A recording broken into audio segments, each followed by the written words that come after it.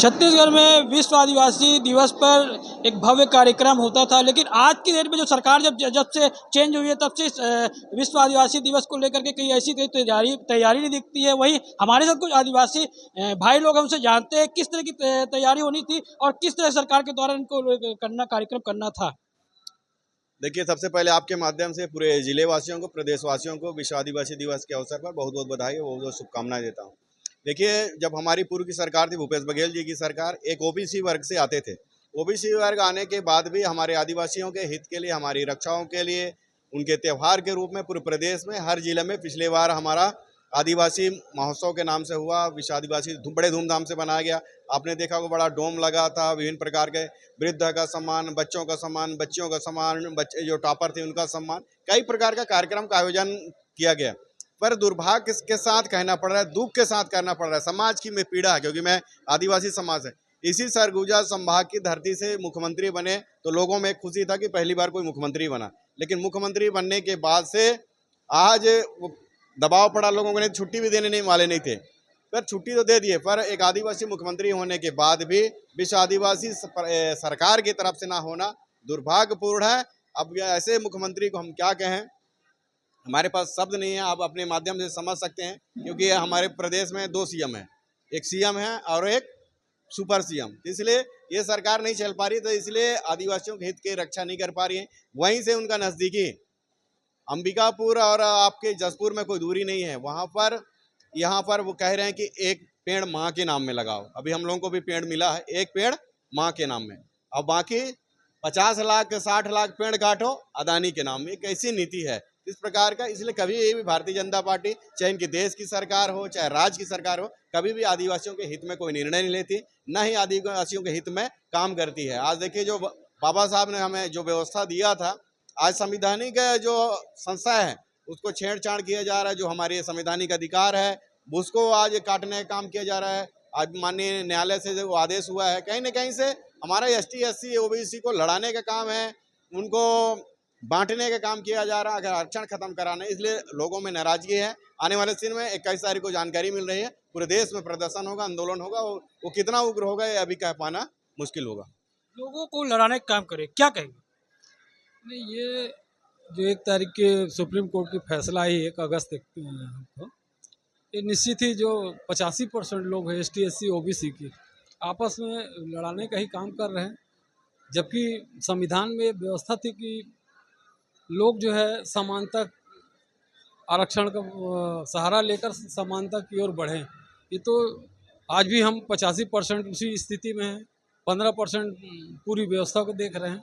हम चाहेंगे कि ऐसी व्यवस्था, अराजकता ना फैले और लोगों को ST SC OBC का जो अधिकार है, आरक्षण है, उसको बरकरार रखें। काफी नाराजगी है, क्या कहेंगे? इसके प्रति क्या लगता है इसमें सरकार को लेकर के? सरकार को लेकर हम लोगों को नाराजगी इसलिए है कि संविधान में जो व्यवस्था है वो संविधान का पूरा पूरा हम लोगों को लाभ नहीं मिल रहा है। कई क्षेत्रों में इस प्रकार लाभ नहीं है। आज देखिए 15% पूरे शासन कर रहे हैं पूरे भारतवर्ष में, 85% लोग ऐसे ही उपेक्षित पड़े हुए हैं। तो ये हम कहना चाहते हैं कि सरकार को संविधान में जो व्यवस्थाएं हैं उसका आरक्षण का पूरा पूरा लाभ हम आदिवासी समाज को, SC समाज को, OBC समाज को मिलना चाहिए। समाज के लोग काफी आज नाराज लग रहे हैं। कार्यक्रम जो पहले होते थे भव्य होते थे, आज की डेट में इस कार्यक्रम को लेकर के क्या कहें? सर, पहले क्या था कि आज हम लोग गर्व से बोलते हैं विश्व आदिवासी दिवस मनाते हैं, पूरे वर्ल्ड में मनाते हैं। पहले ये क्या है, सरकार जो था पिछले वाली सरकार तो आदिवासी के हित के लिए सोचते थे। अब जो अभी BJP की गवर्नमेंट बनी है वो मतलब आदिवासियों के साथ अनदेखा कर रहा है। पहले लोग बड़े उत्साह के साथ मनाते हैं। शिक्षा को लेकर क्या कहेंगे? शिक्षा क्या प्रतिशत है इस पर? सरकार जो 8 महीने हो चुके हैं उसके बाद भी अभी तक कोई आदिवासियों के लिए कोई पहल नहीं की जा रही है।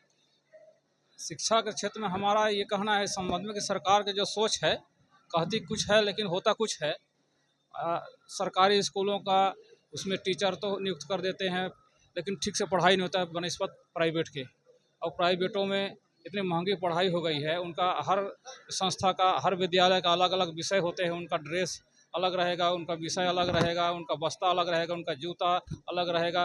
माने हर प्रकार का अपना अपना एक बिजनेस व्यवसाय के रूप में शिक्षा को बना दिया गया है। बल्कि सरकारी स्कूल में कितनों बजट खर्च कर रहे हैं, इसके बाद भी सरकारी स्कूलों का पढ़ाई उस तरह से नहीं है जिस तरह से प्राइवेट में। आज गांव में प्राइवेट स्कूलें खुल रहे हैं और सब बच्चों को अपना स्कूल तक पहुंचा रहे हैं पढ़ने के लिए। इससे आप अंदाज़ा लगा सकते हैं कि शिक्षा का माने संबंध में सरकार का सोच क्या है और शिक्षा के विषय में गाँव के लोगों को कितना लाभ हो रहा है। देश में सबसे उच्च पद पर बैठी राष्ट्रपति द्रौपदी मुर्मू, वही प्रदेश की बात की, प्रदेश पे मुखिया हैं आदिवासी, लेकिन उसके बाद भी ये स्थिति है आदिवासियों की। देखिए, पिछले वर्ष जो प्रदेश सरकार थी, सरकार ने आयोजन किया था प्रत्येक जिलों में इस आदिवासी महोत्सव का, लेकिन ऐसा क्या हो गया इस वर्ष कि सरकार ने इस आयोजन को नहीं किया अपने से, और जो समाज के लोग थे अपने प्रयास से इस आयोजन को किए हैं। निश्चित रूप से जो स्थिति है वो ठीक नहीं लग रही है, और सुप्रीम कोर्ट का जो भी आदेश आया है 1 तारीख को आरक्षण में उपवर्गीकरण को लेकर के, यदि केंद्र सरकार संसद इस आदेश को नहीं बदलती है अध्यादेश ला करके, तो निश्चित रूप से आने वाले समय में आरक्षण की स्थिति बड़ी खराब हो सकती है और लोगों को आपस में लड़ाने का प्रयास किया जा रहा है। और सबसे बड़ी बात यह है कि किसी भी समाज में, जैसे कि आदिवासी समाज के अंदर में कोई ऐसा समाज नहीं है जिसने ये मांग किया हो कि हमको आरक्षण नहीं मिल रहा है, फलाने जाति को आरक्षण मिल रहा है, हमको नहीं मिल रहा है। ऐसा किसी ने मांग नहीं किया। एक किसी व्यक्ति की याचिका करने पर ऐसा निर्णय सुप्रीम कोर्ट ने लिया है, ये समझ से परे है। आरक्षण की मांग को लेकर आदिवासी समाज काफी वो है, और उसके बाद भी लेकिन आरक्षण नहीं मिल पा रहा है। कहीं ना कहीं आदिवासियों के साथ भेदभाव किया जा रहा है। इसका मूल कारण है शिक्षा। जो आज का स्कूल में पढ़ाई हो रहे हैं उससे वंचित हैं लोग, पढ़ नहीं पा रहे हैं।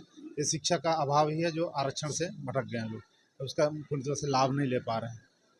काफी गुस्से में लग रहा है आदिवासी समाज, क्या लगता है आगे आने वाले समय में आंदोलन करेगी। जब ये अच्छे से आरक्षण का लाभ नहीं मिलेगा तो आंदोलन होगा। इसके लिए चेतावनी सरकार को है कि जब भी होगा आंदोलन करेंगे इसके लिए।